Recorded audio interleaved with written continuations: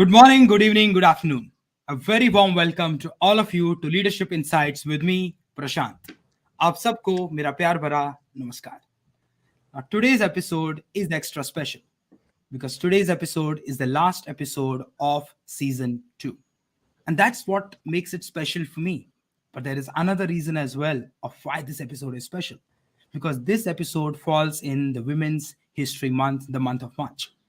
So I thought the best way to celebrate this episode as the finale of our season would be to celebrate women. And to do that, I thought maybe we should not just call upon one, we should call upon two women on our show. And not just any two women, we should probably call upon two women from the same family. So we call two sisters, and both of them are achievers in their life. Both of them have done a lot in their life, and when I spoke to them in the pre-show conversation, one thing that became very clear to me is that the belief that I stand for, the belief that this show stands for, that leadership is a way of life, and it's the little things in life and in leadership that matter the most. They believe and they stand for it as well, and their life journey is a testament to that. I was very inspired when I spoke to both of them and realized the challenges that they have gone through in their personal and professional lives and how they've overcome these challenges to be these strong women for us and lead by example. Now, that is why I requested them to be on the show, and they were very kind to say yes.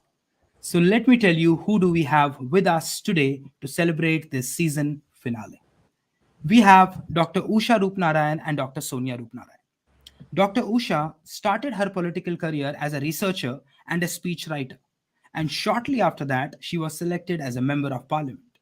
She served there for 14 years, and one of her roles was the Shadow Minister of Health. After resigning from her position, she started Power to Empower, a lobby and activist group to speak up and speak out against social injustices. Now, this tells us who she is as a person. So look at her career graph. This tells us, what kind of a person she is and what is she aligned with in terms of her values. And that is amazing. She believes that we can't change the world, but we change one life at a time by empowering the society. On the other hand, Dr. Sonia is an experienced doctor of psychology with a demonstrated history of working in mental health care industry. A healthcare service professional with PhD focused on psychometric testing and counseling. Her focus areas include grief and bereavement, post traumatic stress disorder, anxiety, and depression. Currently, a business entrepreneur, a United Nations speaker on gender rights and equality of women and girl child, co founder and country director of Power to Empower, along with Usha, where through lobbying and advocacy, they aim to create awareness of social, emotional, psychological impediments affecting individuals. Now, that is brilliant. Look at what cause, what mission these two sisters are on, and there was no reason but not to be inspired from them. Dr. Sonia has also authored a book called Learning to Soar and currently a member of South African Depression and Anxiety Group, the Board of Healthcare Funders, member of Psychological Society of South Africa, and the Health Professional Society of South Africa.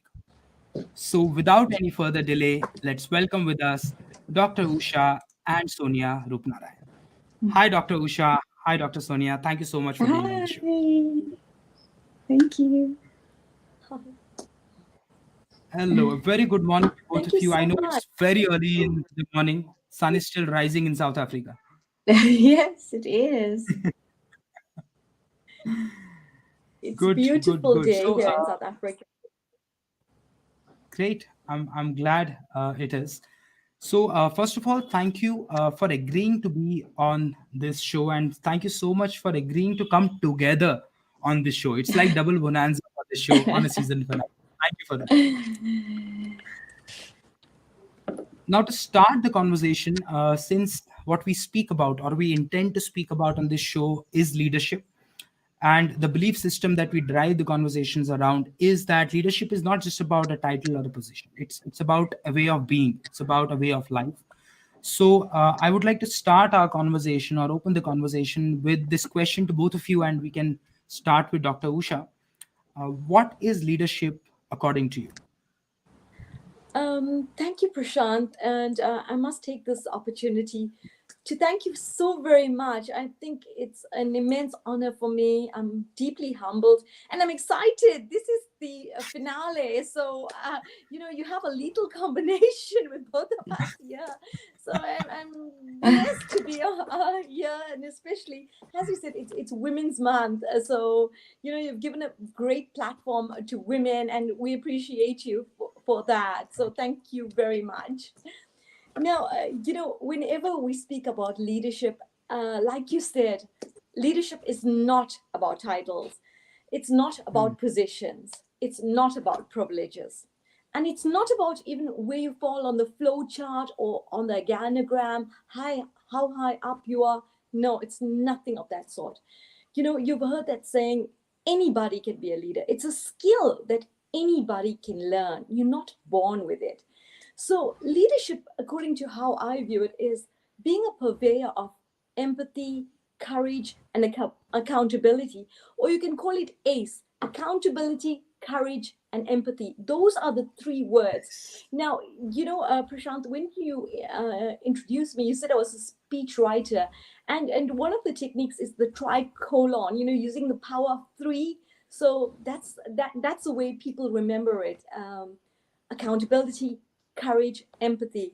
So the Nice. only way you can stand out in a crowd is if you believe in what you are doing, if you have that authentic voice, and people know when somebody's not doing something right, and they're able to sense that. They actually have these antennas. So, if people like you, yes, they will follow you. And I also believe that good leaders, HER, honor, empower, respect, her. So that's the other tricolon I'd like to leave. So what essentially leadership is, you can't change the world. I always say that, whenever we watch a Miss World contest or the beauty pageants, one question they always ask contestants is, what are you going to do once you have this title? And what's the answer? I want to make a difference. I want to change the world. No, we cannot change the world, but we can change one life at a time. And I always say that, be the change you want to see. And I think this is also indicative of Gandhi ji's saying, be the change that you want to see in the world. So for me, in a nutshell, that encapsulates leadership. But I'll touch on that later. So this is just you know in a nutshell, me explaining leadership. Oh, that's very interesting, and the power of three is certainly very powerful, and because ace and her, these two concepts that you spoke about, seem so powerful from right when we listen about it. That and let's, for the audience's benefit, so that they can actually understand the power of it. Let's just quickly do a recap of what ace is. So ace stands for. Accountability, courage, and empower. Prashant, I use these power of three because it's so easy in life, like three blind mice, the three little pigs. You have a little girl. You're able to internalize this very quickly. Also, her, honor, empower, respect. Because we also want to empower the listeners. We want to leave them with something, that they can grasp on, something that's a takeaway from this show. And then we are doing something right.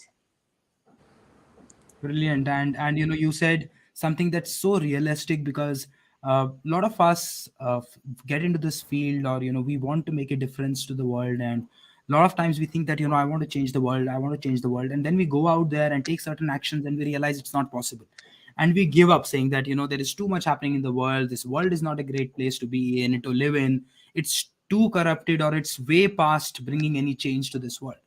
And a simple shift in perspective of what you mentioned, saying that it's not about going out there and changing the world. It is unrealistic if you think that. It's about changing one life at a time. Whoever you can touch in your life, maybe 5, maybe 10, maybe 20 people in your entire lifetime, you still have made a difference, and you should be very proud of it. And that makes things doable and realistic. And that's very powerful. Dr. Usha, thank you so much for sharing that with us. Dr. Sonia, what about you? What's running in your mind when we talk about leadership? Prashant, firstly, thank you so very much for having my sister and I on the show, especially with the season finale. Heartfelt gratitude and thanks to you. What is leadership? It is such a simple question, and yet I continue to ponder to capture its elusive meaning. Prashant, during my early years, leadership, as I understood it then, was centered on leading people, on directing them. And Hmm. the leader usually is somebody that has lots of substance because they're able to direct people, somebody that has authority, somebody that has power, and also somebody that has purpose. And leadership was thus based on this concept of having competence. I also had the notion that a leader had to be all knowing, somebody that has this Hmm. extraordinary amount of knowledge imbued with qualities that separate them from the ordinary. And typically, though, many people still think of leadership as somebody that has material achievements. But that's what leads people to think in the boxes. And what I admire is a quote by Bill Gates when he says that as we look ahead into the next century, leaders will be those who empower others. And that quote made me Hmm. think, if I move away from the materialistic definition of leadership, what would leadership then be about? And leadership is about empowering people. It's about finding solutions. It's about recognizing that we all are people, we all are humans, and we all have our problems and our impediments. And from that, I think leaders and leadership refers to people who have dignity, grace, humility, and acumen. And a leader can be from anybody, from any walk of life. You could be a leader in your family, leader in your community, leader in your society. And in the end, I think a leader is somebody who makes a very inspirational impact on a person. And at the core of this, and I believe a leader is somebody that inspire others to be better, inspire us to be better human beings. And I think leadership is based, like my sister said, on principles. And some of the principles I believe are one, empathy, the selfishness to serve, which is altruism, and also to have dignity in whatever we do. So I think great leadership requires a mix of all these kinds of skills to create the right conditions for engagement, for happiness, and performance in our daily lives. Great. Thank you for sharing your views, Thank you. Dr. Sonia. And if I see the commonality between your perspectives of leadership for both of you, it's a lot about empowering others. It's a lot about adding value to the world. It's a lot about things that are way beyond you. A lot of times, of like how you also mentioned earlier, leadership was more about I. It was more about the authority that I hold. It was more about the power that I hold. It was more about the knowledge that I hold. And that was Yes. in probably in industrial revolution. That's how it was. There was one person Mhm. who had that authority, that knowledge, and he or she drove things that way. But since in today's world, knowledge is not the power anymore. Knowledge is available freely everywhere. Anyone Yes. can gain whatever knowledge they would. Today's leadership is all about empowering other people. Today's leadership is about adding value to the world around you. And that cannot happen until and unless you do it with dignity, until and unless you Yes. do it with a certain amount of respect, until and unless you have Mhm. a certain amount of accountability towards this. You empower people, you empathize with people. You cannot be a leader in today's times for sure, because gone are those days when you could only do it with authority. And that's Yes. that's the sense that I get from what you're saying. And what I also understand, parallelly while I'm thinking about what you're saying, is that all this cannot be done. I cannot hold someone accountable. I cannot empathize with someone else. I cannot be respectful towards others. I cannot hold someone else in dignity if I don't do these things for myself. Mm. If I don't respect myself, if I don't hold myself in dignity, if I'm not accountable to self, if I don't empathize with myself, I won't be able to do it for others. Now, this is something that a lot of people don't realize. A lot of people do talk about, okay, I need to do this for others, but where they miss out is thinking that unless and until you apply all this in your own life and you become Yes. that person, you will not be able to do it for others. What do you Mm. think? Absolutely, absolutely. And like you so fondly say, Prashant, leadership is a way of life. It's the way we lead our lives, and it's the way, the qualities we have that emulates to the outside world what we believe in. The qualities of the empathy, of humility, grace, and respect. True, true.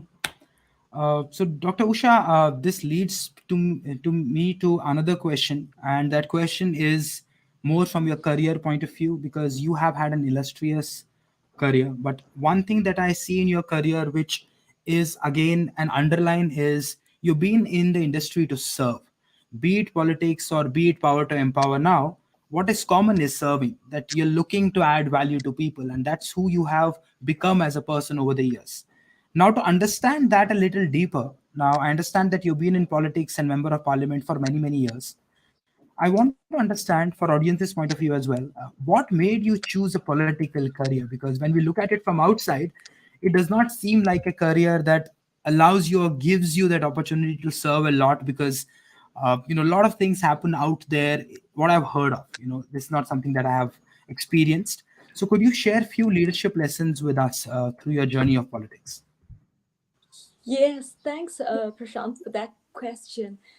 Whenever you look at politics, whether it's the language, the voice, or the image of politics, it's always masculine. It's always a male dominated arena.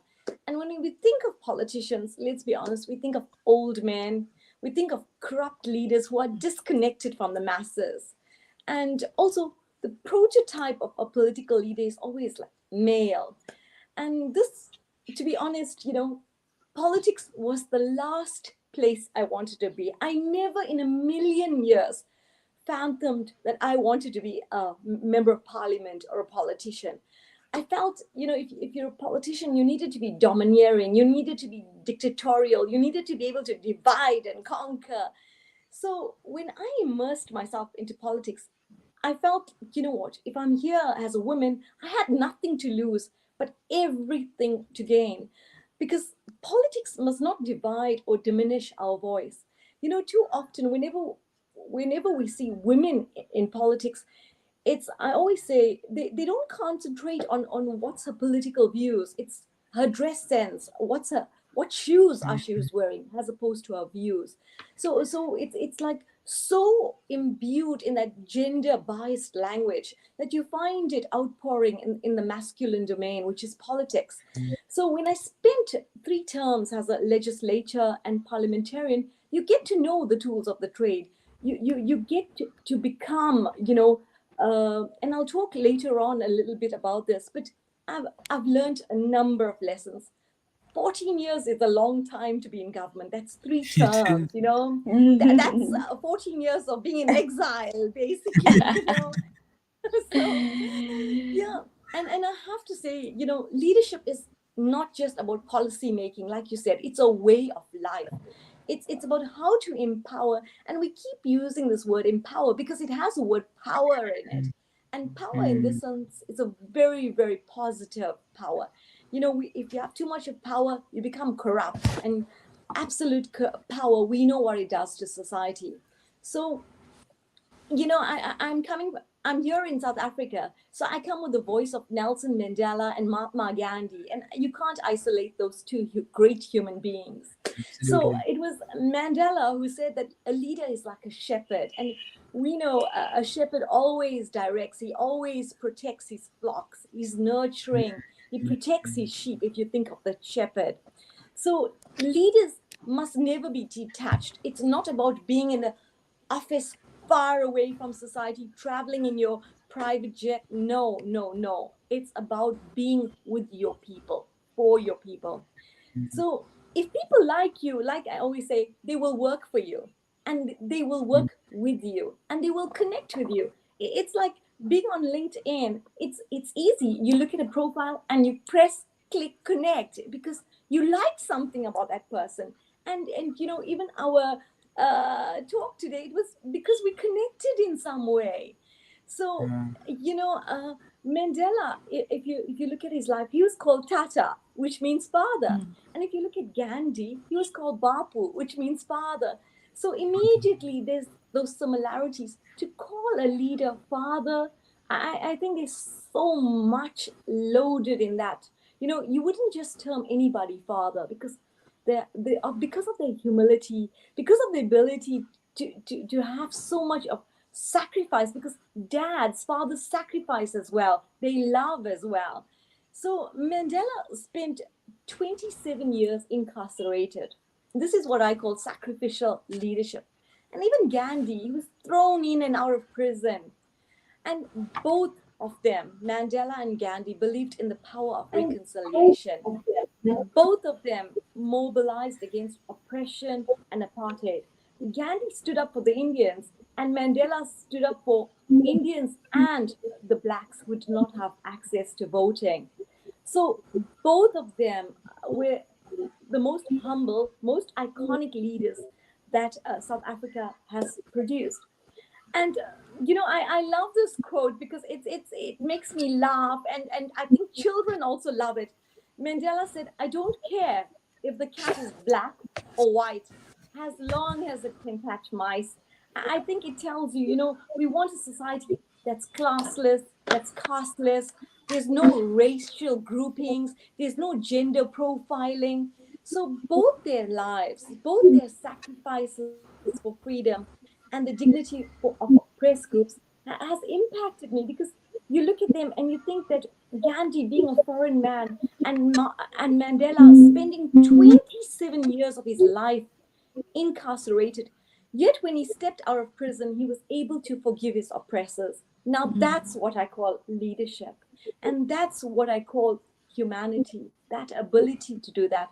I think, if there's any life lessons that we can learn from, it's those two great men, powerful men, and yet their living was so simple. So in that journey of 14 years, I've learned it's been a long walk, and I've learned through the pain of the journey. Yes, there's been challenges, but there's been, very good takeaways. And today I'm sitting here because of men like Bapu and Tata. So that's what I want to touch on, those lessons. Thank you, Prashant. Great. Dr. Usha, thank you so much for sharing such powerful perspective with us. And Mandela and Mahatma Gandhi, there is no one better. They're like timeless. I'm sure there are a lot of leaders that we speak about, and even after like 100, 200 years from now, there'll be leaders who will be spoken about as the leaders of their time because of what they're doing in that for that generation. But I think these two will be out of those people who will be timeless, and they will be spoken about irrespective of what timelines we are, irrespective of what's happening around the world. They will remain leaders for people. And one perspective that is very interesting, I've a lot of times thought about leadership and parenthood, and drawn parallels towards it. But what you brought out, which is much deeper, is why do we call them the father? Why are they looked upon as a father? Is because leadership is that it is about being a parent. It's about people looking up to you as they look up to their parents, where you have a sense of trust that he or she will take care of me. He or she has my best interests in their mind. He or she is someone who will definitely ensure that things are happening for me, and they will treat me right. They will definitely respect me. They will dignify me.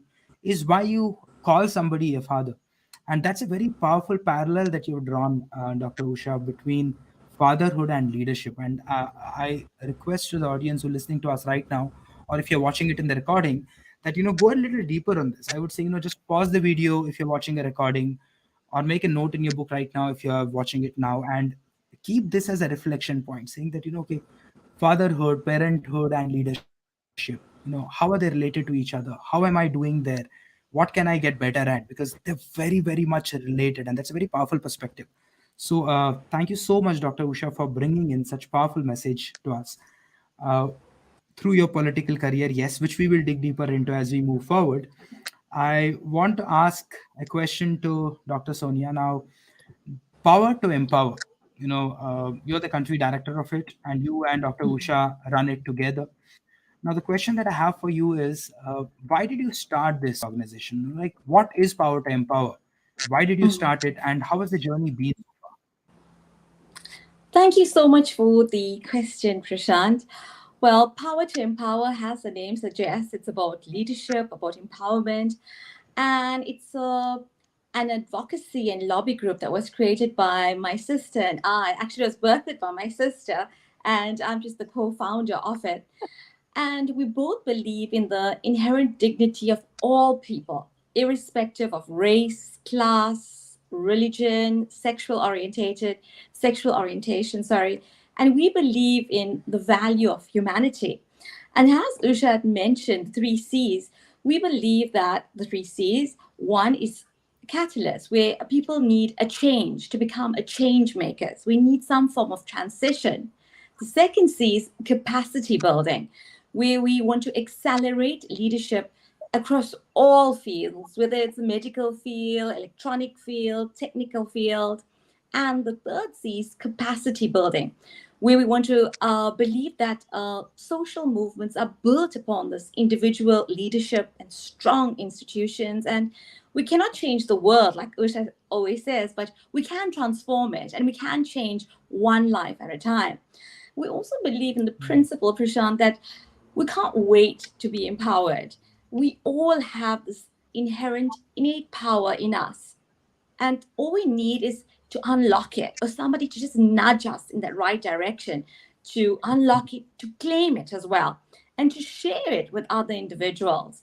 And we have come to speak against politics and against policies, or anything that aims to divide or diminish a person's voice in society. Very often we find that marginalized girls, young women, and children, they are battling the compounding effects of multiple forms of inequality and poverty. And you find, Prashant, that they are right at the bottom of the social hierarchy, and they are the least visible and the least heard as well. Hence, we created this NGO, not just to assist women and children, but also men in our lives as well. And we cannot just focus on women, but it's something that's all encompassing. And our focus is rather on the disadvantaged, the destitute, and those that are vulnerable as well. In our NGO, we offer counseling, support, and intervention. And our main objective, as our name suggests, is to empower individuals to not just survive, but to thrive in any circumstance they might land themselves into. The focus as well is on upliftment, to uplift, even if it's their confidence, their self-esteem, their living conditions, and to secure a better future, not just for themselves individually, but for the future generations as well.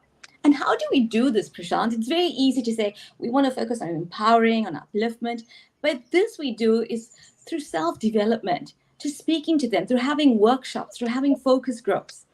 And I've learned about intervention, about advocacy, and about lobbying. All this has become so interesting and exciting to me. And it's something that we've become very knowledgeable about. We learned about the challenges that we had to endure, especially during the time of COVID-19. And we've come to realize that apart from the physical effects of COVID, it was also the mental effects as well. In lots of areas, it has had a ripple effect on people's coping mechanisms, on their mental health, on their levels of anxiety and stress. And here with Empowered to Empower, I've also come to appreciate that by providing not just emotional, but psychological and social support for individuals, I'm also helping myself as well. And it's this whole idea of trying to establish a network between different people, different NGOs, where we learn from each other, we grow from each other. It's like we're planting these little seeds and we are watering it to allow it to germinate. And I've learned from my sister as well, who's very knowledgeable in the field of policy making and politics, that you have to be this powerful leader as well. You need to have the qualities, and we need to also prioritize certain issues, and not just being autocratic or authoritarian in nature, but having compassion, having love, having this empathy.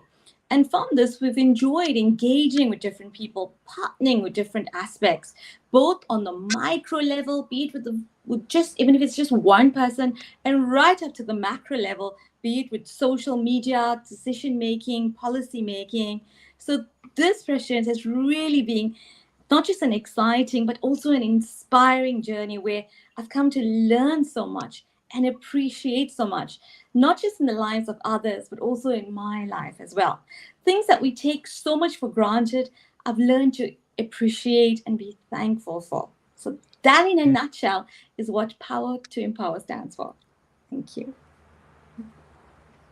Great thoughts. And what I love about this conversation, especially that's happening today, is the support and that energy that you both share with each other.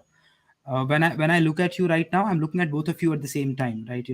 And I see the Yeah. support even in your energies that you're giving each other while the other person is talking, and in your entire journey, you acknowledge each other, and that's beautiful. That's Mhm. that's something to learn for everybody to understand that even when you are not there was a pause on my video. I don't know how is it Yeah. for everyone else. Can you guys see me, hear me? We can. We can.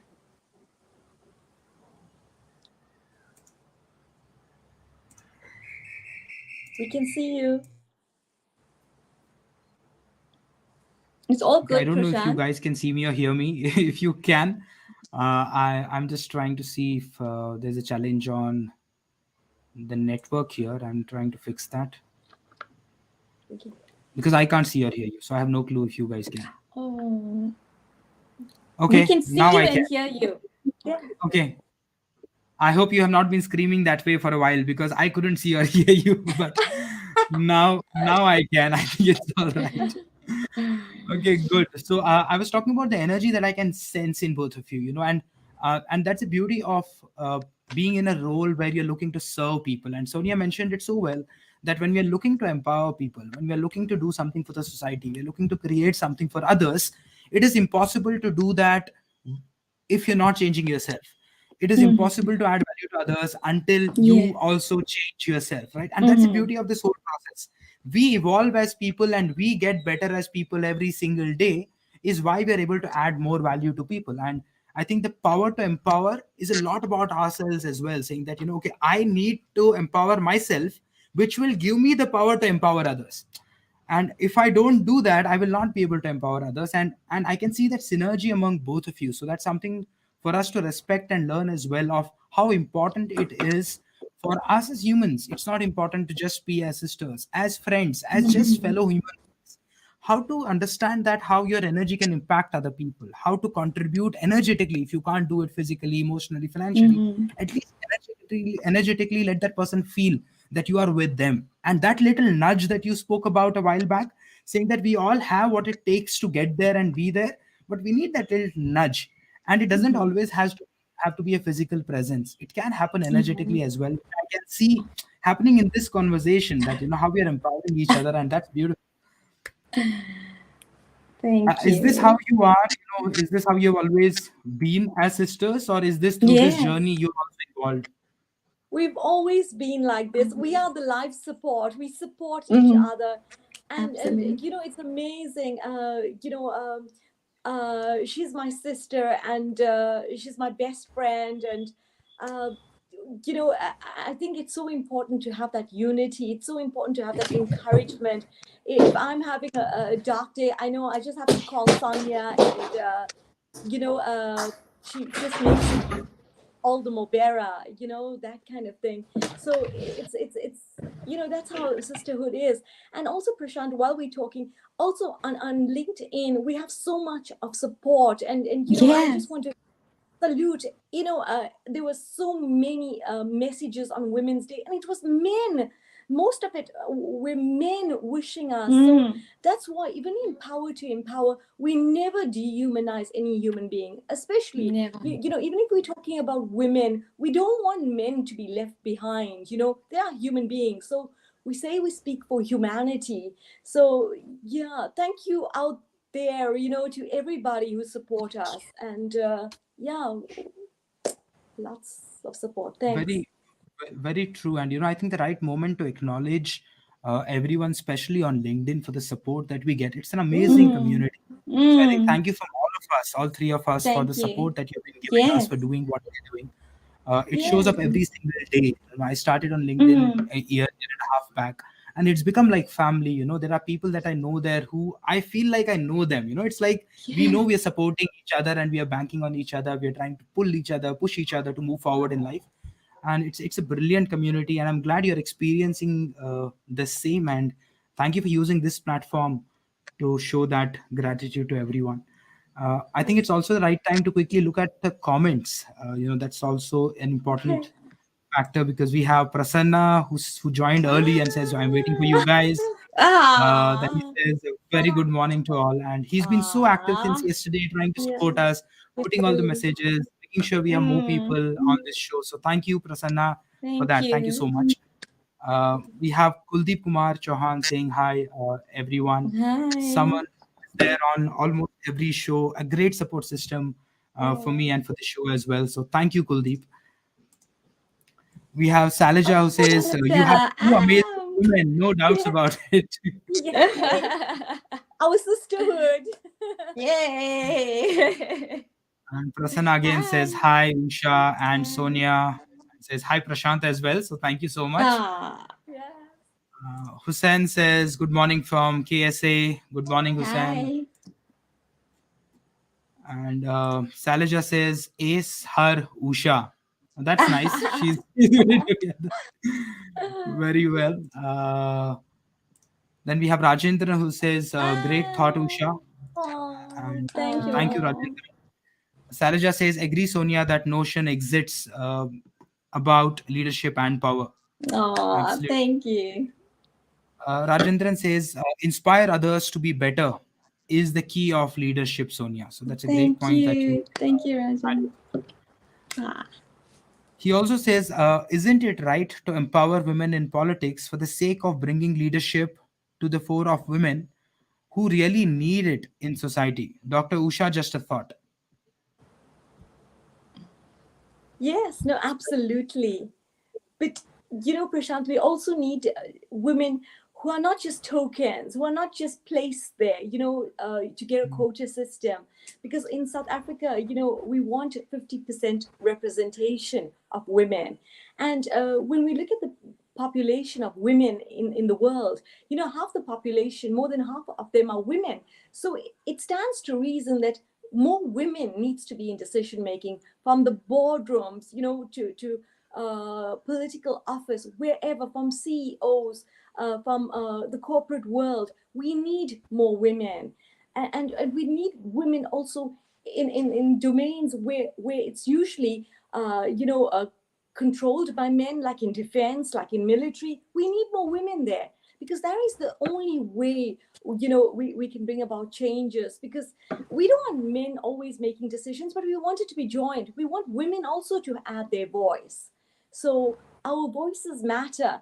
And I always say this: it doesn't matter, even if you have a quiver in your voice, even if you're shaking, but you need to speak up and you need to speak out. Because eventually, Prashant, there's going to be a time when somebody is going to listen to you, mm, and I always believe you have to keep knocking on the door.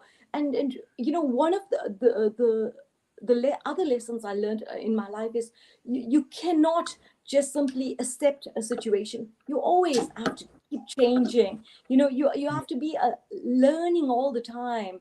And we'll see that, how learning evolves, how learning actually can transform a person. And that's what leadership is all about. And you're not going to get a mold where this is a leader and I'm going to fit in. No way. It never works like that. Otherwise we all will get into that mold and say, we are leaders. But there's different types, different kinds. And Sonia will tell you, different personalities, different traits. So we want women. Women are powerful human beings, and so are men, but we need more mm, women out there. Yeah. Absolutely. And also, Prashant, we mm, celebrated Women's Day a few days ago. And yes, we want to be acknowledged. We want, we want people to pay tribute to women, but not just on Women's Day. We want it mm. 365 days. We want tangible changes. And lots of people ask me if I receive flowers and chocolates on Women's Day. And I said, no, I didn't. But that's exactly, it's not about flowers and chocolates. I don't know if you sent your wife and you sent Kushi any, greetings. I did. I didn't. It's about much more than that. It's True. about, taking our rightful place.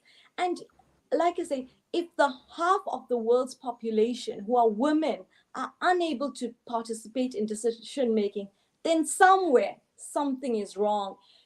We can't reach our full potential if we keep having men at the apex and women at the bottom of the taxonomy. It just won't work. We don't want to topple it. We just want to be on a level playing field.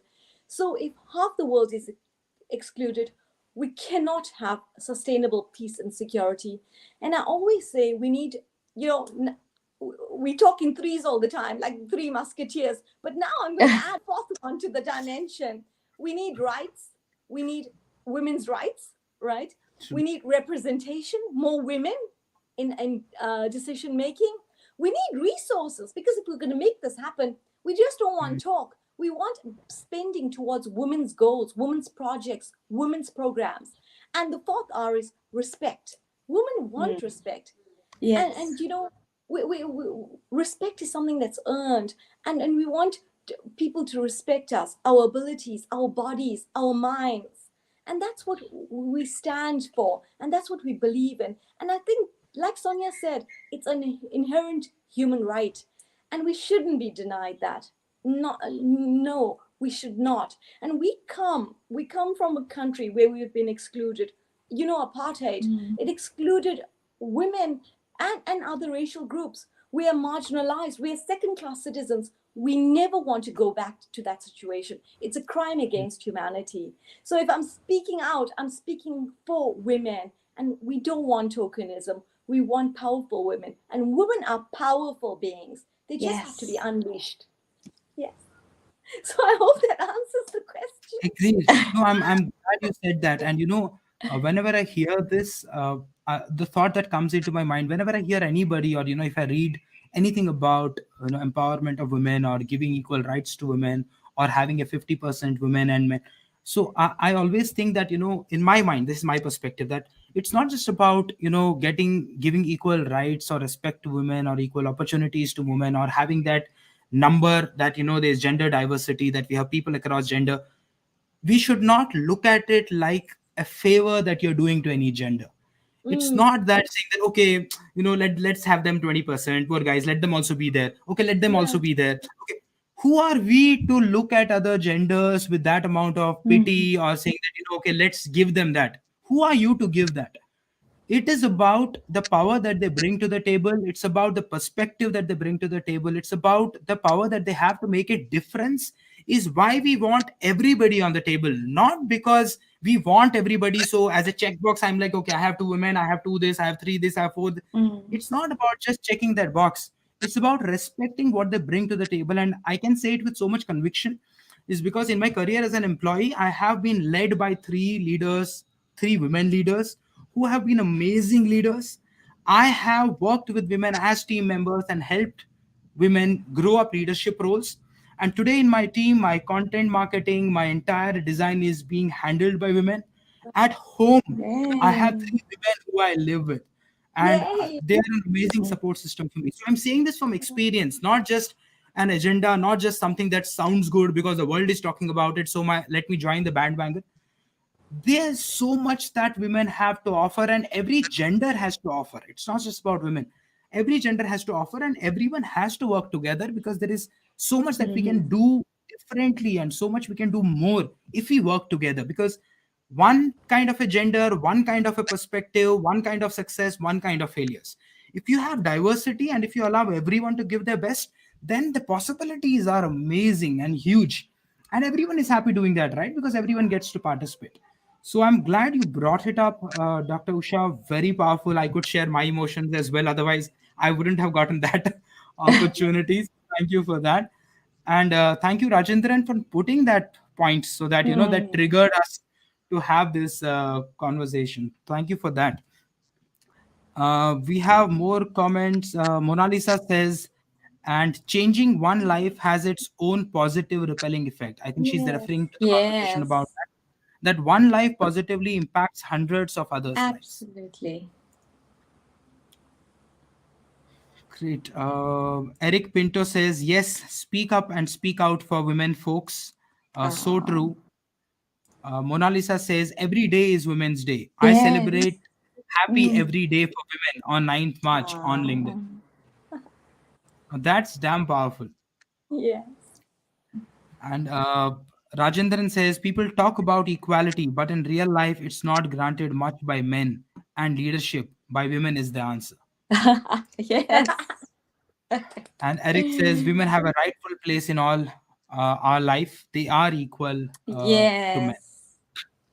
So I think great points mentioned. I'm so glad we're having this conversation. This is so empowering to talk about things, which really matter. These are the real time issues that people are facing out there, and it's about time that the change happens. And what I'm also happy about is since I'm in this field of training and coaching, and you guys are also, we get exposed to the realities of the world from the last few years. The changes are happening big time. I can see more people being open to such changes, more efforts are being made, it's more accepted, that reluctance is reducing big time. So that it's a great time that we're living in, that we're looking at that transition where this becomes the norm.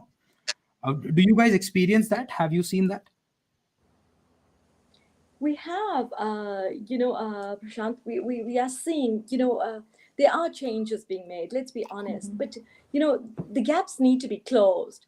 And I'm hopeful we'll get there, because I think, like we see more and more women are coming forward. We have men supporting women's rights, Women's Day. So we are going to get there. Let's be Absolutely. optimistic. Let's be hopeful. With men like you supporting us and putting us on your show, Yes. I think, that pays tribute to the kind of human being you Thank are, you. the kind of leader you are.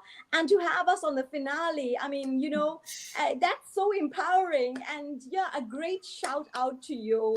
Thank Awesome. you. Thank you for your kindness. Thank you. Thank you so much. Uh, Now, what I would like to speak about next is something that is close to both of you. But Sonia had the conversation about this with me in the pre-show, uh, which is about mindfulness. When we speak about leadership, we speak about people leadership, but there is also self leadership that we speak about. So the question that I have for you specifically is, because you're also a doctor of psychology, I would love to understand your perspective on mindfulness. What is it, and how does one become mindful? Thank you so much for the question, Prashant. We all hear this buzzword mindfulness. It's like the new term that everybody's talking about. But what is it? What does it actually mean in our everyday lives? Is it meditation? Is it various forms of breathing exercises? What exactly is it? Mindfulness is a pretty straightforward word, Prashant, but it's when your mind is fully attending to what's happening. It's basically present in all of us. And sometimes you find that if we try to focus on one thing at a time, our mind tends to drift away. It's human nature. We tend to ruminate on our thoughts. We tend to focus on our problems, on our checklist of what needs to be done for the day. And then we have to bring our mind back to the thought. So, mindfulness is a quality that we all possess. It's not just something that's just conjured up recently. To be mindful means that we need to focus on one thing at a time. It means that we need to observe something. So, when we're observing something, it's where we unleashing our natural curiosity about it. And to become mindful, it's very, very simple. And the simple means that we can do is, like, for example, taking a walk outside. Just taking a breather outside, Prashant, can do a whole lot of good for everybody. Walking is very therapeutic in itself. Taking a walk or a little break in the middle of the day or in the morning, it calms your mind, it increases creativity, and it also facilitates greater awareness of your surroundings. You become more aware of, for example, the trees, the lush greenery, the birds, the chirping. Another way we can do that is to stay present. Stay present in the moment and try and not let your mind drift off. Try to train your mind, even if it's for 5 or 10 minutes a day, just to train your mind not to feel anxious, not to feel worried, not to feel stressful about the future. Create something, create anything. When you create something, it means that you are forced to stay in the moment and breathe. breathe deeply. As you practice breathing, like how one does in yoga, the pranamya, your breathing becomes more deeper. You tend to feel as if your lungs are ballooning, and you are becoming more in tune with your body as well.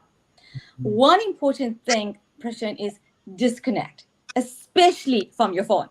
What we are all of us are guilty of doing. Mindful people, they become aware that not everything in life is an emergency. You don't have to go to check that Instagram. You don't have to go and check that message immediately. You need to just disconnect and detach it. Do it at convenient times during the day. And ultimately, you'll find you are more relaxed, you are less stressed, and you become happier as a person as well. Also, do not multitask. This leads to us feeling drained during the course of the day, burnout. Mindful people, they have this ability to focus. They secretly know that to be productive during the day and to finish a task, to bring it to completion, they can delegate to others. You can ask somebody, prioritize, ask somebody. It doesn't mean that it's less of you to ask for help. And you'll find that you end up being more energetic throughout the day. Another thing we can do, Prashant, is have fun. Mindful people are open to new experiences.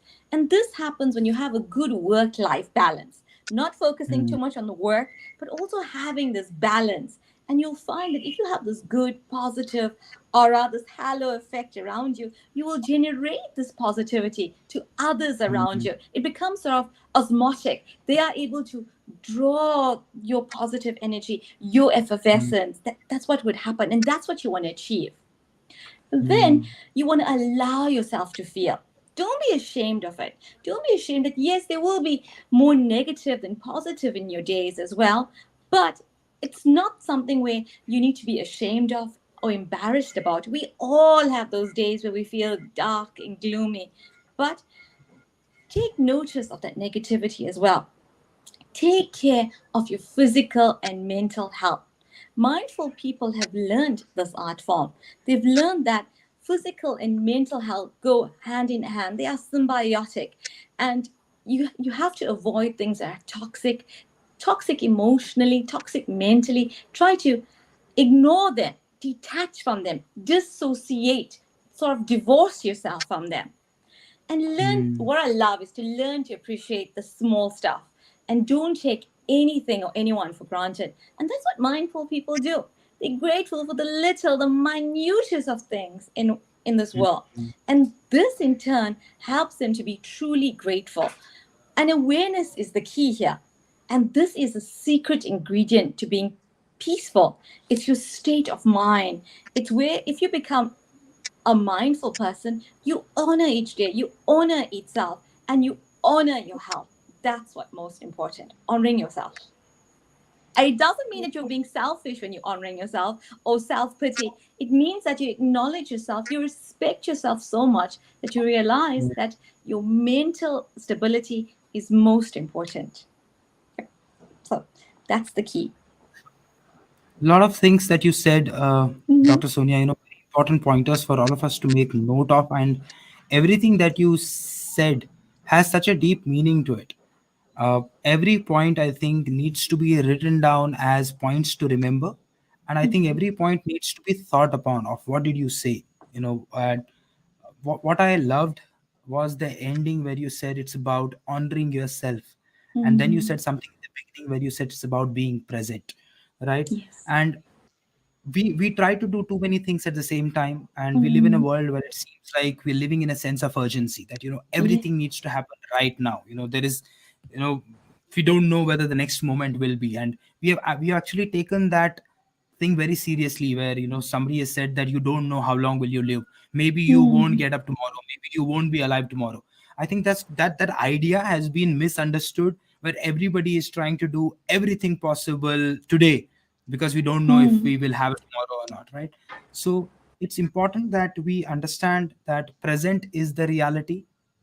What you are living now, what you have around you right now, what you have in your life right now is your reality. So become mindful of that, of being present. Yeah. Another thing that you mentioned is to be grateful for what you have. Mm-hmm. It's very important to be grateful for those small little things, because I have seen a lot of people, and not just a lot of people. I used to be that kind of a person where I used to have a disconnect with gratitude, saying that, when I look at my life, I don't have much to be grateful for. So, I am waiting for things to happen. The day I have this, or day my life looks like this, is when I will be thankful. But then with time, as I grew, as I realized things, and I became more aware and mature, is when I realized that, these small little things, like your breath, you spoke about breath, Mm, we take it for yes, granted. That is life. Your breath yes. stops, your life stops. What you breathe in is Mm, actually running your entire body of, what's going inside and what's coming out of it. And to become just mindful of our breath, to just realize that, okay, it's going in. You mentioned that, you see your lungs actually ballooning, you see your lungs going yes. back, you see Yeah. up, and just coming present to that thing and looking at the beauty of nature, what has been created, that Mm, the air is going in, it's ballooning inside, just to get aware of that beauty of nature and being thankful and grateful for it. I think mhm, this was a major takeaway from what you said, being present, being mhm. grateful, and honoring self. And honoring self does not mean getting self obsessed. Honoring self means Mm, having that respect for self, being yes. aware of who you are while you're on Mm, path of growth, respecting your journey so far and who you are today. yes. I think that's a major takeaway that I had from what you said. One question that I have for you is, in terms of, somebody to implement and do it in terms of actions. If somebody asks you, saying that, okay, Dr. Sonia, what should I do? If you just tell me, like, power of three, okay? If you Yes. can tell me what should I do to become more mindful, what would you tell that Okay. person to start with, at least Okay. initiate? I will use the power of three. Okay. Firstly, I think they need. I think firstly they need to disconnect. They need to go into a very peaceful surrounding with no obstacles, with no interferences, no interruptions. That's the first. Second, they need to be seated in a very comfortable position. So, comfort is the key, whether it's lying down, whether it's seated. And then you need to focus on at least one thing. Focus on whether it's your breathing, whether it's a candle, whether it's a flower pot, and focus on that. And in each deep breath you're taking, count to like 5, and then increase it very, very gradually, then to 10, then to 15, then to 20, and then relax. Bring your mind back to the candle or back to the flower pot and back to your breathing as well. So, one, you're going to avoid any interruptions.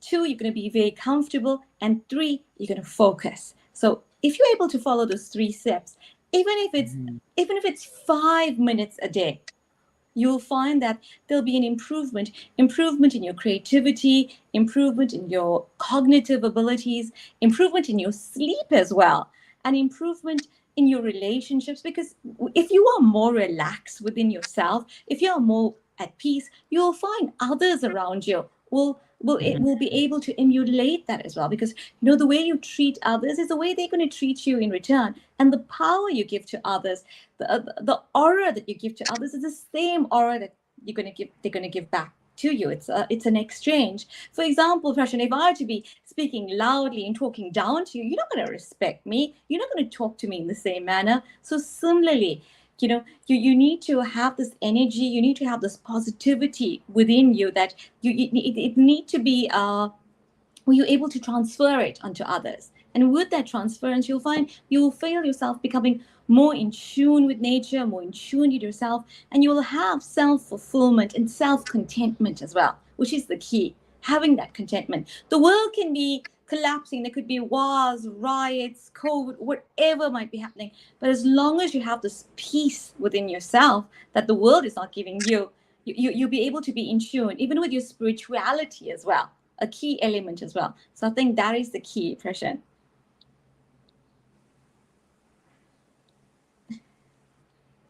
I think our 1 hour is up. Yeah.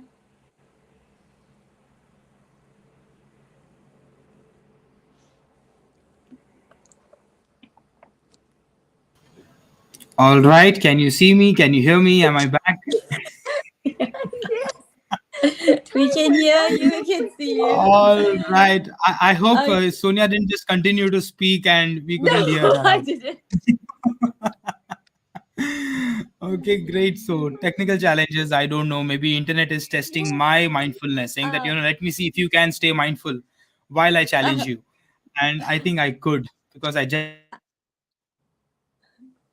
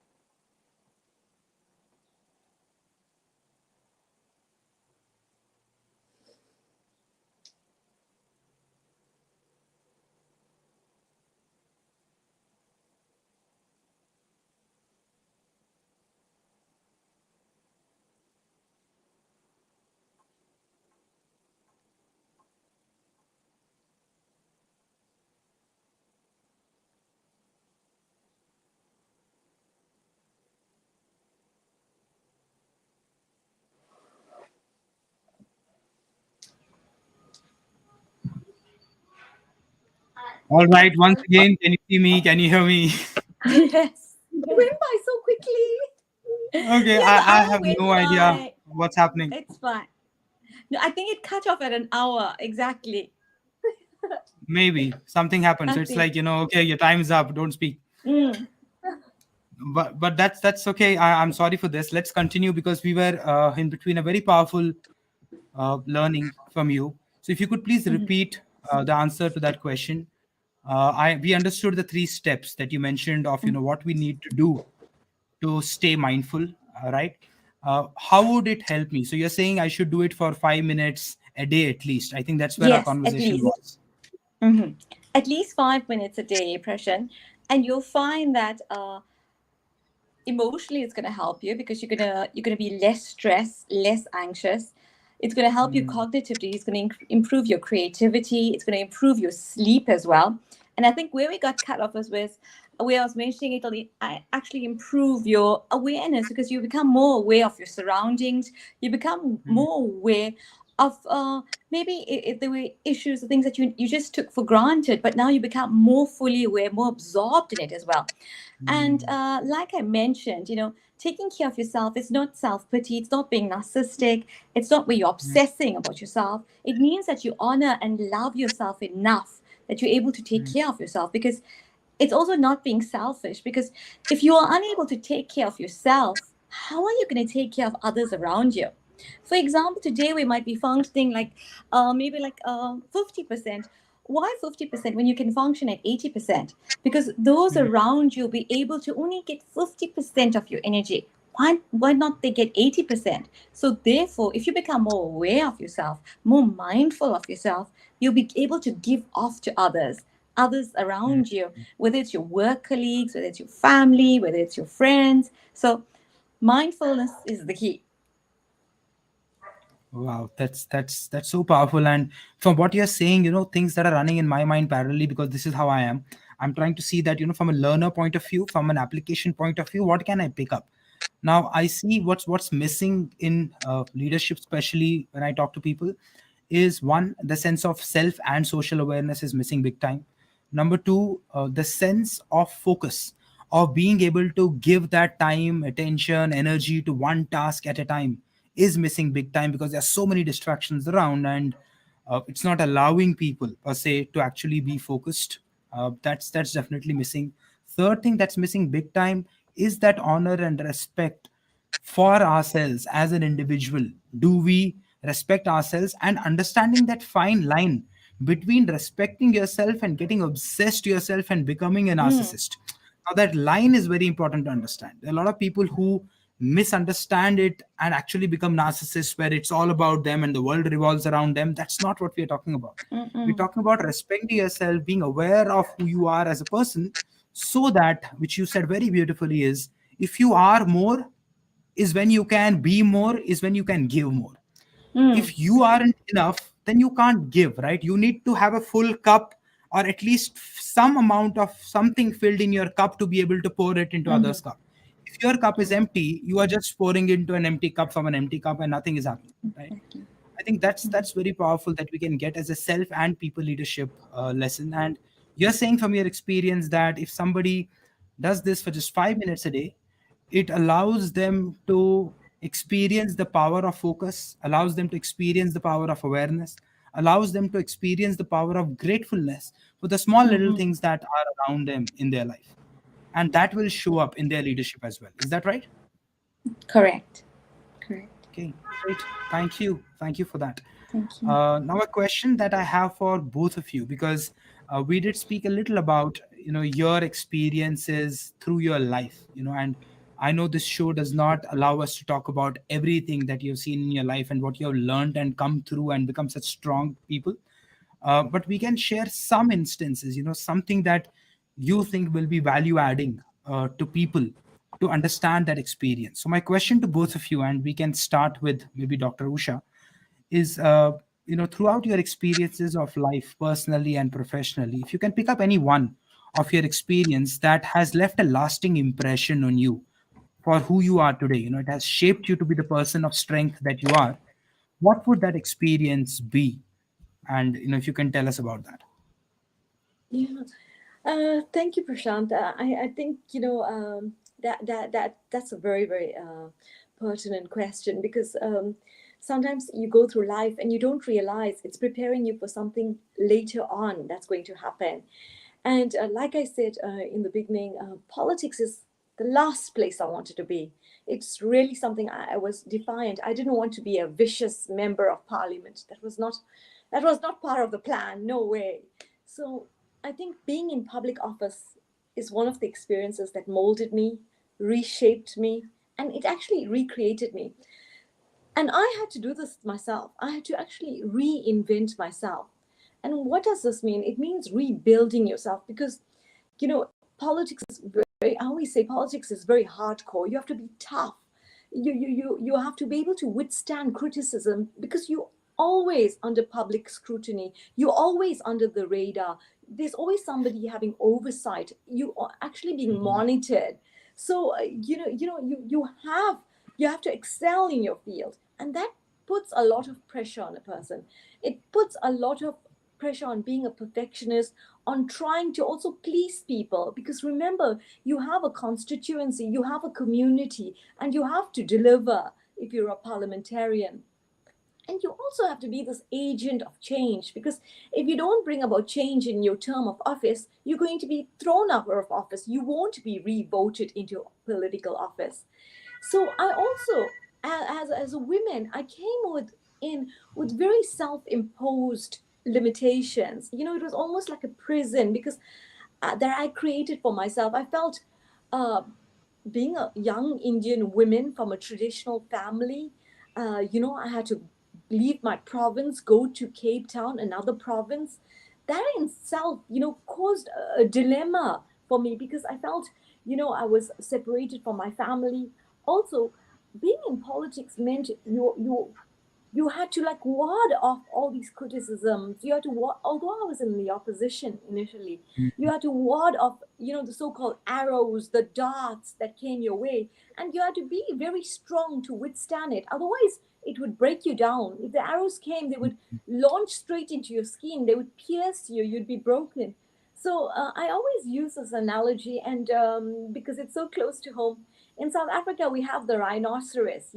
It's a very thick-skinned rhino, and the rhino is known for its potency of its horn.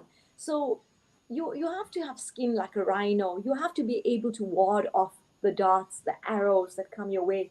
And also, being a woman, we're sensitive beings, we emotional beings. That's how we build. But you have to reinvent yourself. You have to be able to stand out and say, this is who I am, and I'm going to. Yes, there's going to be criticism. Yes, not everybody's going to like you. Yet, yes, not everybody's going to connect with you. But that is okay. It is Mhm. okay. And it's okay not to be perfect. And it's okay, if this is me. And you have to keep reinventing yourself. So I also realized that, my voice did not have to be the loudest, but my messages had to resonate with people. I had to tell them something that I connected with them, and that was my strength. And I learned something also being in politics is I learned you have to learn something every day. You cannot be stagnant. You'll Mm, stagnate. I learned every day you learn something. I learned some classical wisdom every week. I write poetry every week. I keep learning. I learn about leadership all the time. I keep reading. I keep uplifting myself so that I can lift others. Because it's in lifting others that we rise up. And I look at life, Prashant, as one gigantic classroom. Somebody there has a lesson for me to learn. And I must be humble enough to accept that lesson. I must be humble enough to say that Prashant taught me something today. And like I said, you're always going to be in this perfectionist mode. I had to break that mold. I had to like strip it. I had mm, to crumple it. I'm not perfect. I'm a human being. I'm here with mm, all my flaws. I can't please everybody, but they must accept me for who I am. So it's really very tough because you cannot please everyone. And that's where accountability is all about. Your actions can speak who you are, because you can be accountable to people by being transparent, by saying what you mean. There's so much corruption in society, and you learn lessons. You learn lessons along the way. You be transparent, and don't fall into the trap of corruption. Don't fall into a trap where you swayed from your mandate. Don't fall into the trap where your integrity is tested and tried. Then you're going to have sleepless nights. So that's what I always say. And finally, you have to always unlearn some lessons that you learned. I can't do mm. this. I'm a woman. I'm going to fail. This is not for me. I can't. Remove that from your vocabulary. Silence the voices that say you can't do it. And don't ever, another lesson, don't ever let fear become a permanent resident in your life. You can break free. You can become limitless. You can become unstoppable. And always remember, there's a powerhouse of possibilities within you. And you just have to say, fear, I close the door, and faith walk in. So be limitless, be unstoppable, and slay the dragons. Send the demons flying home. That's what I would say. That's brilliantly said. That's very very powerful, Dr. Usha. You know what you said, and everything that you said has come through the experience that you have gone through. And what's beautiful is that your acceptance of the fact that this is not who you were, but you realize through your journey that you need to be agile, you need to be flexible towards certain things, you need to break the mold that you have created for yourself, so that you are able to meet the expectations of what your people expect from you. Right, as a leader, people expect you to take care of them, people expect you to make sure that you're providing for them. And especially in the role that you wear, it's very literal there, right? And you said otherwise you will be thrown out and you will not get a second term to serve. Now that has taught you that you need to unlearn constantly, that has taught you that you need to be grateful constantly, and that has taught you that fear has its role in life.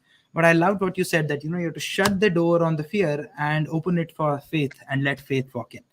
And that's a very powerful statement to make, and a very powerful realization to have.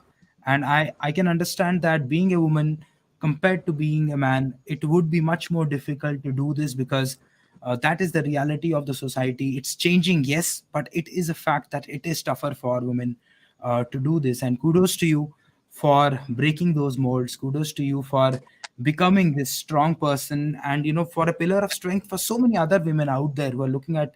And in this show there are just few people who will get it, but through your life, through what you're doing, there are so many people that you are empowering. And as you always say, with one person at a time, you're trying to change the world, and that's brilliant. I think everyone who's listening to us will definitely feel inspired by what Dr. Usha said. And I would say that just keep this in your mind, that if she can do it, she's also just a fellow human being, right? You can do it as well in whatever situation you're in.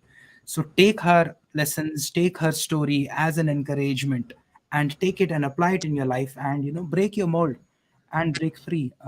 Thank you, Dr. Usha, for sharing that. Now the same question Thank you. to Dr. Sonia. So, Dr. Sonia, Thank you through so much for yes. yes, Thank you so much for the question, Prashant. Gosh, I've been through so many experiences of this journey of mine, but I think that each person's journey is different. It's a haphazard journey. It's contorted road filled with bumps and craters, and certain points those bumps seem as high as mountains, and those pits are as deep, and you just feel like you cannot get any way out. And I think one experience that stands out for me was my journey falling pregnant. It was after I got married. That's when my first miscarriage had actually occurred. I was 6 weeks pregnant, and I was so excited, and thought of being a mother for the first time, and to have this bundle in my hand. And I go into the gynae's room and performs this ultrasound, and there he goes. It tells me there's no heartbeat. At first, I didn't know what he meant, or did I hear him correctly? Did I understand correctly? And he tells me it was an embryonic pregnancy. And the next minute, I know that, clinging to myself, sobbing uncontrollably, refusing to be consoled. And then it happened 6 months again. It was my 3-month scan. The obstetrician tells me there's no heartbeat. This time I don't cling to anyone. Instead, I just turn on my side and ask God, why are you punishing me? After the second miscarriage, I ran this gamut of usual tests, and they tell me there's no reason why I keep miscarrying. And for me, it was just seemingly bad luck, and I have to just keep trying. And they tell you that maybe your next pregnancy might work out, or maybe the one after that, and your chances of being a mother will be successful in the future. And as you can imagine, I was filled with horror. To think of trying to conceive, keep testing, keep hoping, keep praying, keep falling pregnant, keep experiencing that awful loss of fear and that crippling pain of miscarriage was something I just couldn't accept.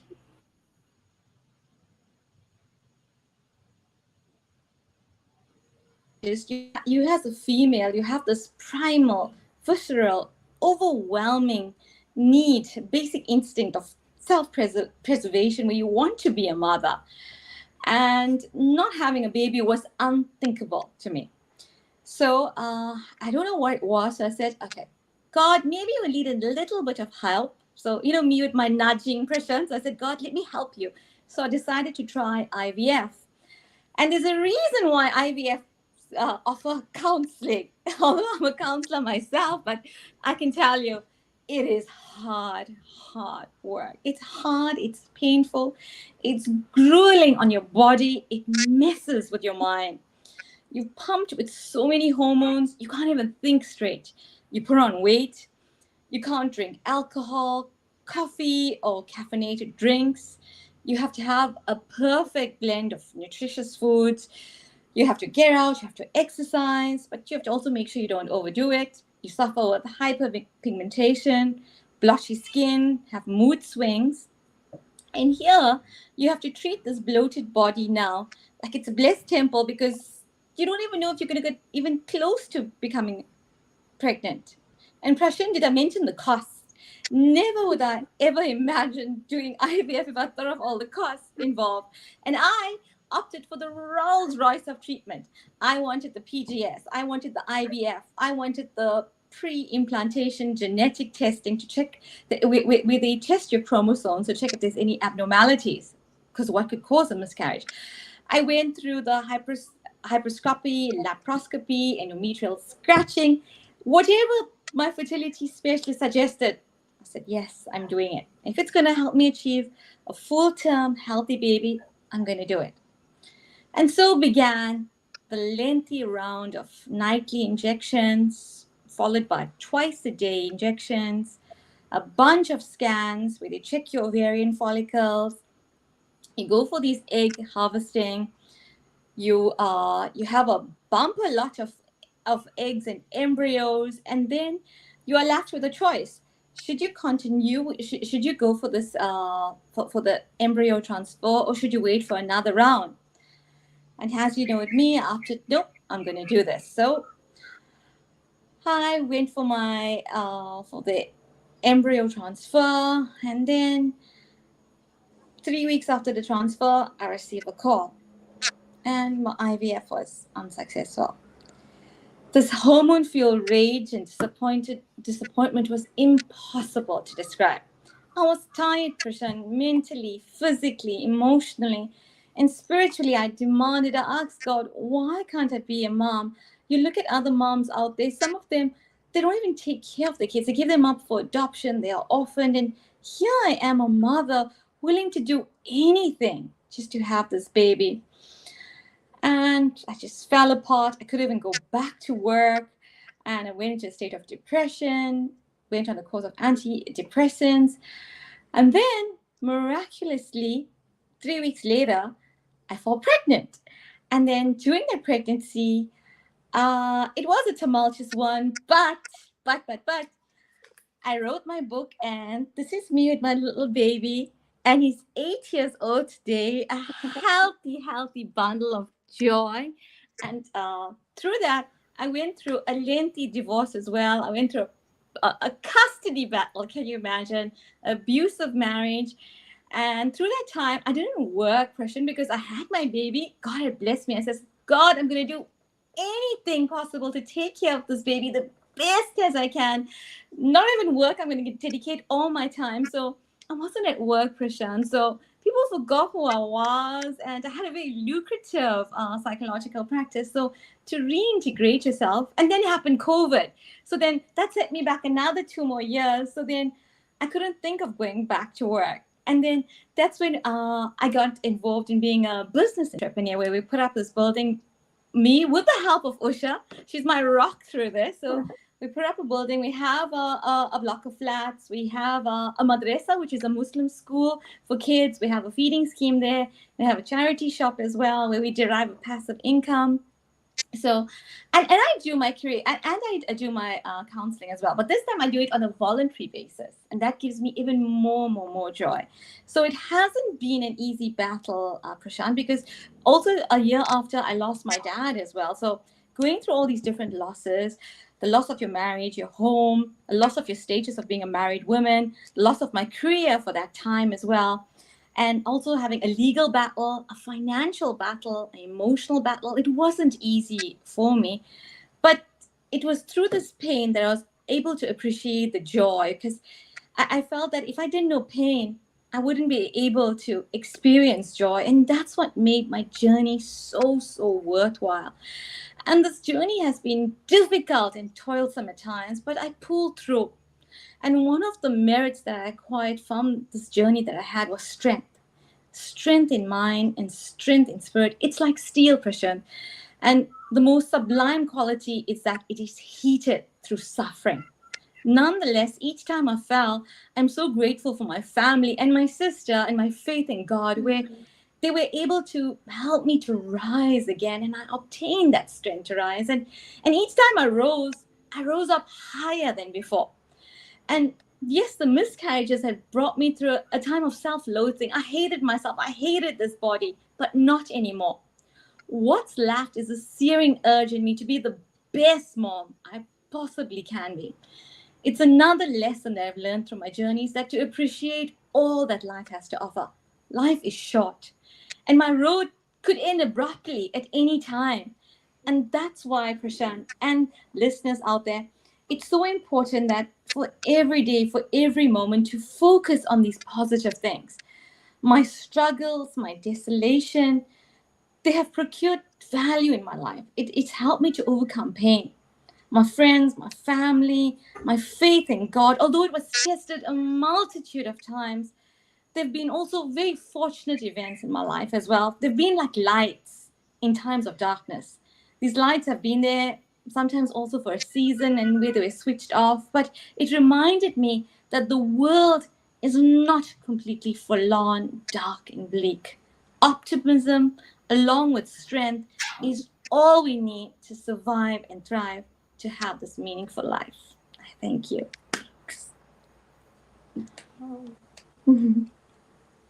I don't know what to say. I have I usually, share my perspective after I hear the guest out. Yes. Uh, Mm-hmm. when I hear you out, there are just few things, that are running in my mind. Number one, thank you so much for sharing your story so honestly, so deeply with us. Again, power of three here. Number two, a very big hug to you virtually. That's what I feel like doing if you were here right now. So, and number three, round of applause for the strength that you have shown and how you've seen this entire journey from a very strong perspective of, you know taking joy from this pain and looking at your entire journey backwards, that if I did not go through what I went through, I wouldn't have been the person that I am today, the strength that I have today, what I'm able to do for myself, for my son, for the society. I wouldn't have been able to do all that if I did not go through the pain that I went through. I think you understand pain, you understand joy because of that pain. And Yeah. that was very powerful, and I'm sure everybody who is listening to you right now is reflecting on their own journey of pain that they have gone through or they're going through at this point of time. And everybody is getting that strength from your story, saying that, all right, if I'm going through pain today, it will take me to Yes. joy, it will take me Mm-hmm. to a state where I'll be Mm-hmm. able to experience joy and understand joy better. And if I've gone through a certain pain in the past, which I have not reflected upon, this is the time to reflect upon how that pain has brought you to a state where you are experiencing joy and you understand joy more. I think that's very powerful, Dr. Sonia, from what you said. And the honesty in your expression, that energy, I always say that, and I said this in the beginning, it's about energy. About, are you telling things that actually happened with you? Is it coming from your heart?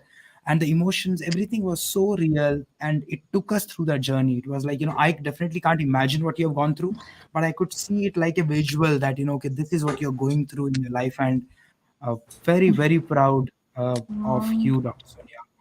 thank Thank you for you. being Thank you honest and so sharing much. with us. And You. Dr. Usha must also be so proud of you Yes. uh, for the journey that you've gone through, and she would have seen Mhm. it firsthand. So Yes.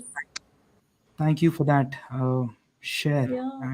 And Mm. what I will take as learning from it for myself, and I hope everybody who's listening is as well, to change our perspective towards pain, to change the way we look at pain, to redefine our relationship with pain.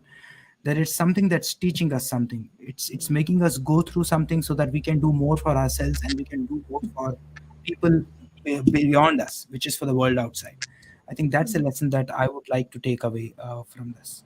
Dr. Usha, you wanted to add something? No, I can see my sister very emotional, and I always give her the tissues. And I think telling her story, somebody out there is going to learn from her pain. And it's her scars that have now become her stars. So she also said, on the darkest night, it's those stars that shine the brightest. And yeah, so her tears and her pain, and there's a message there for people out there. And she's a strong, phenomenal, brilliant, You. beautiful woman. Mhm. And i'm Mhm. i'm blessed, and in every lifetime I wanted to be my sister. Aw.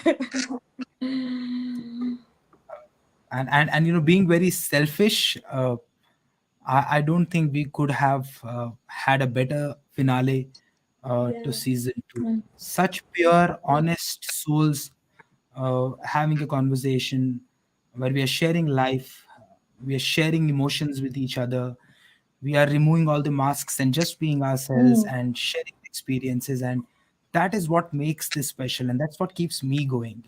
That, Prashant, you're doing something where you're bringing forward such messages to people, where would otherwise so many people get an opportunity to see both of you together, to learn from your life experiences, from your wisdom that you've gained over the years, and know you as people. And that's that's where I want to keep going. I'm like, oh my god, I'm ending season 2. I should have probably done few more episodes before ending the season, but there are reasons to that.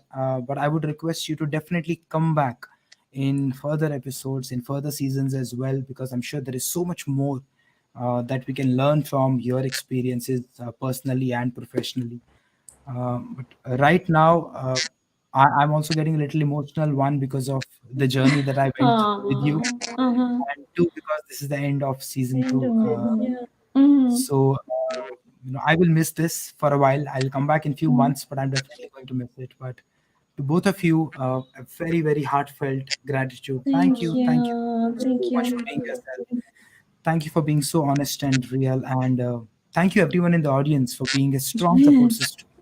A special thank you to my team. Mona Lisa, she's with us, and she's been a pillar of support for me to do what I'm doing. So thank you, Mona Lisa, for being that pillar of support for me. And thank you, everyone in the LinkedIn family. It's, as I said earlier, Mm. and speaking earlier, it is like family. It's not just something where we are like hashtag LinkedIn family. For me, it's not that. I'm sure it's the same for Usha and Sonia as well. You are family. You don't know what it means to me to put that message, to put that post every day at 7 a.m. and to look at your responses, your comments, your posts are so empowering for me. So thank you so much for being a strong pillar of support for me for today, and please continue to do that in my journey going forward, and I'll do my best. Oh, Thank thank you you. so much, Prashant. Thank you very much. Thank you. Anything you would like to say before we end today's conversation, Dr. Usha and Dr. Sonia? I'd just like to say, I think we ending on a very, very emotional note, and I think, it's been it's been a very honest conversation, and one thing that connects the three of us, keep talking about the power of three. It's like three musketeers here. We all are parents. There's two moms, and you're a dad, and when we look at our life, we look at the pain, we look at the torment, the torture, and when we look out at our children, we look at, I mean, each of us has one child as well. That's another commonality. And we're able to say, it's all right. I've done well. You look at Kushi, and yeah, I'm a great dad to her. I look at Shreya. I'm honored to be a mom. Sonia looks at Seth, and she says she's blessed to be his mom. So thank you very much. And Kushi is very blessed to have a dad like you. Thank you so much. Thank you, Dr. Usha. Thank you so much. My best wishes to Shreya and Seth as well. I wish them a Thank wonderful you. life. They're very lucky to be born in this, your family, and you have you as a mother and aunt, or masi as we call Yeah. in Yeah. India, which means a mother like. Very lucky children. So I would definitely want to continue this association, have more conversations, and add more value to people. And I'm sure, three musketeers, three of us, are going to do a lot of things together. I can sense that, and I'm very grateful for that. Thank Thank you you. so much for your Thank time you. today. Have a wonderful weekend ahead. Have a Yes. great time with your kids, and I will try my best to see you as soon as possible, but definitely in season three for sure. Oh, Thanks so much. thank you. Bye. Thank you. Thank you for your time. Thank Have a you. blessed day. Thank Thank you, you. everyone. This brings us to the end of today's episode and end of season two. The journey has been amazing. The love and support that you've given season one and season two has been great. I'll say this again, I can't be thankful enough for whatever you are doing, whatever you are providing to me and to this show. Even if you are not aware of what you're doing, that small little comment, that reaction, that feedback means a lot to me of continuing this journey, and it gives me that energy that is required for me to do this every single day. So thank you so much for that. And on that note, I wish you a blessed day, have a great weekend, and I will see you again in season three in a few months time with few more amazing guests, and we'll continue this journey of understanding leadership and empowering the world. Thank you. Take care. Stay safe. Goodbye.